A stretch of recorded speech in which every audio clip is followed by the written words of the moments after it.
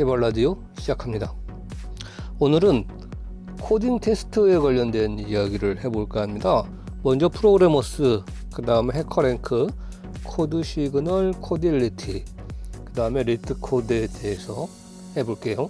코딩 테스트를 굉장히 어려워하고 힘들어하는 경우가 많이 있어요. 왜냐면 자료 구조하고 알고리즘이 기반이 돼야 되거든요.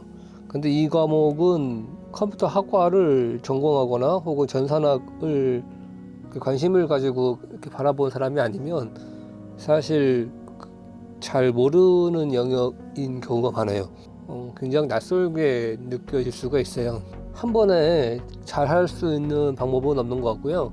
그 다음에 며칠만 하면 된다, 아니면 이것만 하면은 누구나 전문가가 될 수 있다,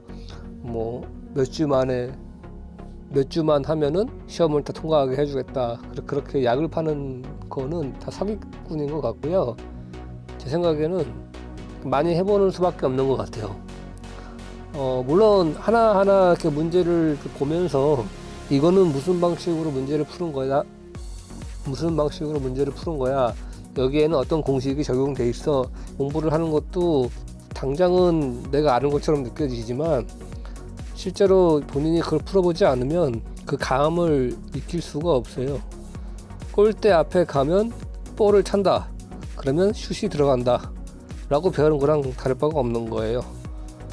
자, 오늘 이야기할 거는 그러면 각각의 코딩 테스트 관련된 사이트는 어떤 능력이 굉장히 중요하다고 봐요. 왜냐면 어떤 문제를 받아들였을 때 프로그램 코드로 어떻게 구현을 하면 되겠구나 라고 생각하는 그 자체가 굉장히 어려운 거기 때문에 시간이 굉장히 오래 걸리겠죠, 당연히. 왜냐면 문제를 내가 사용하는 언어가 아니라 컴퓨터가 사용하는 언어로 이거를 트랜슬레이션, 번역, 혹은 뭐라고 해야 될까요? 컴퓨터가 알아들을 수 있는 언어로 이거를 번역을 하는 과정이잖아요. 평상시 우리가 생각했던 영역과는 굉장히 다른 영역의 과정을 거쳐야 된다는 거죠. 그래서 코드로 만들어내는 건데 미리 답을 알아버리면 당장은 너무 쉽지만 다른 문제가 생겼을 때 말을 못하게 되는 경우가 생길 수 있어요. 마치 우리가 영어를 배울 때 사람을 만나면 hello, how are you, fine, thank you, and you를 배우고 말을 했지만 다른 상황이 벌어졌을 때 아무런 말을 할 수가 없게 되잖아요.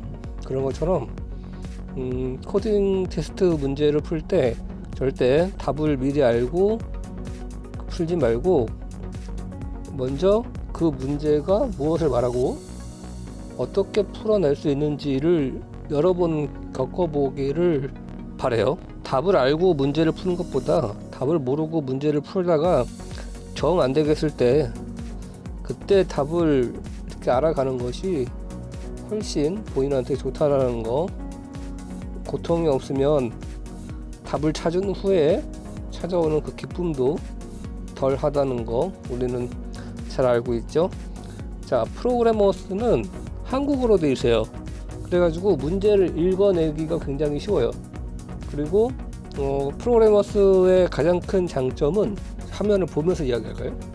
자, 프로그래머스의 가장 큰 장점은 이렇게 문제를 봤을 때 어떤 유형의 문제인지를 미리 알고 들어갈 수가 있어요. 이 문제가 해시 데이터를 기반으로 문제를 풀어야 되는 건지, 스택과 퓨를 이용해야 되는 건지, 힙 트리죠? 힙을 이용해야 되는 건지, 아니면 정렬에 관련된 문제인지, 이런 식으로 문제를 해결할 수 있는 그 키워드가 무엇인지를 알려주기 때문에 처음 공부하기는 굉장히 좋은 것 같아요. 프로그래머스 추천드리고요. 해커랭크 같은 경우는 저도 이제 예전에 한참 전에 했던 건데 영어로 되어 있어요. 그래서 영어가 안 되면 시워스쿨 영어로 문제를 풀어야 되고요. 연습용으로 굉장히 좋다라고 생각이 들고, 많은 외국인들이랑 순위를 바로바로 볼 수가 있어요.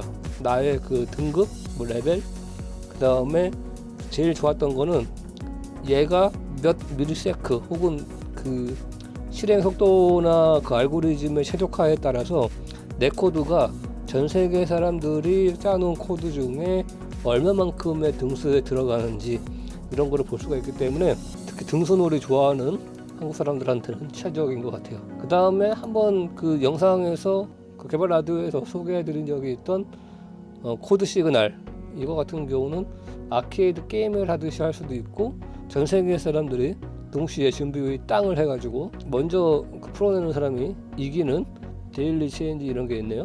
시간 안에 나는 문제를 빨리 풀어낼 수 있다, 그리고 나는 그 사람들과 등수놀이를 하고 싶다, 그러면은 내가 얼마만큼의 실력이 있는지를 체크해보고 격파에 나가고 싶다, 아케이드 게임을 하듯이, 그러면 여기 들어가서 처음부터 쭉 이렇게 가면 되죠. 어떻게 보면은 제일 유명할 수도 있는 코딜리티, 가면 갈수록 굉장히 어려워져요. 그래서 저도 끝까지 가보지는 못했는데 가면 갈수록 그 수준이 높아지는 그 레벨에 따라서 하기 때문에 여러분들도 포기하지 않고 끝까지 한번 덤벼 보시기를 바래요. 여기도 마찬가지죠. 그 프로그래머스처럼 그 어떤 개념을 가지고 문제를 풀어야 되는지에 대해서 다 알려주지만 사실 문제 자체가 영어로 되어 있기 때문에 완전 초보자가 접근하기에는 좀 힘든 면이 있어요. 그러면 왼쪽에 문제가 나오고 오른쪽에 코드를 써가지고 풀면, 그 다음에 이제 마지막으로 보여드릴 거는 리트 코드라는 녀석인데요. 이 리트 코드는 사실 저도 한 번도 해본 적이 없어가지고 계정을 만들어야 돼요.